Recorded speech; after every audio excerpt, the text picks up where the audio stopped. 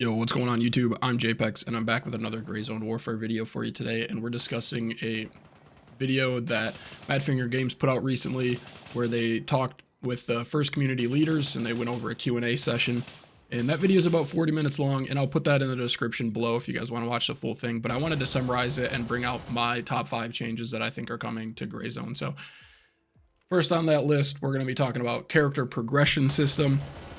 That's some new quests, it's a new skill system, kind of like Tarkov, I would think, to where I'm a big Tarkov enjoyer, and it kind of plays into where you get, stamina, recoil control, things along those lines, metabolism maybe even, where it allows you to, as you grind the game, it becomes a little bit easier, I guess, and I wouldn't even say easier because the grind is a grind, but it allows for more immersiveness into your character progression, and that comes with possibly some new content updates every 6 months. But second on the list, we're going to be talking about quality of life improvements. That could be new loadouts that they're discussing and some favorites. Maybe that's going to be pretty nice if you go down, you get tapped by AI or in PvP, and you just have a quick option for a loadout, and you just buy that loadout right out, put that on your back, hop on a heli, and you're back to going to get your body. So kind of nice. Another thing with that quality of life is going to be teammate dragging and carrying. They mentioned that they already had something like this, but the animations weren't complete. That's going to be huge for team play, because if you die or you go into a coma in the middle of the open, it's really tough to kind of get your teammate back up with no cover. So you can drag them to cover, or even drag their body back to a place where nobody's going to find it, and then they can come and grab their stuff again. So that's pretty nice. They also mentioned a faction chat, which will allow a little more immersiveness into non-comms, but everybody in your faction, if you say, hey, PvP here, and they come to that area to help you out, or even quest help, looking for keys. That's kind of a big thing with the factions as well. They also mentioned that squad pings and information is huge, so things on the map, like when you ping a location, people in your squad will be able to see it. That's going to be nice to come out. So third on the list, we're going to be talking about weapons and weapon parts. So they mentioned canted sights are in the works. That's huge. I love canted sights, and especially for Tiger Bay, where I can rock a scope and a canted sight, like the video in the background here, would be really nice, so that's going to be enjoyable. They mentioned the number of weapon parts is going to increase as well.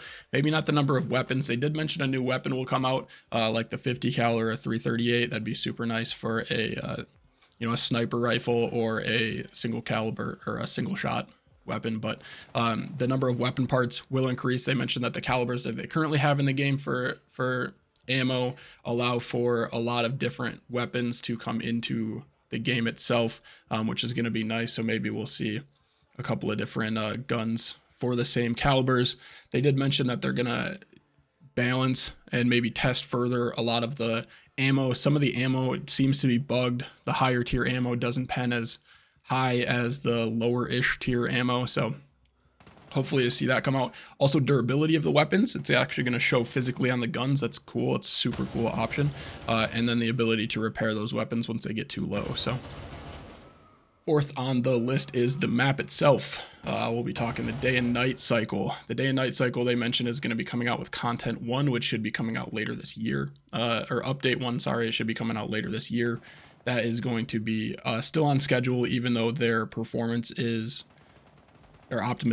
is in the works. They mentioned that it doesn't slow down the actual update 1. So that's still on track for later this year. They mentioned that weather is going to be included in later updates. That's cool. Rain, maybe even snow, wind, different factors, overcast, that will be really nice to see, especially in like the day or the early morning or late at night, where you get those cool little sunsets based on the clouds in the sky. I'm excited to see that.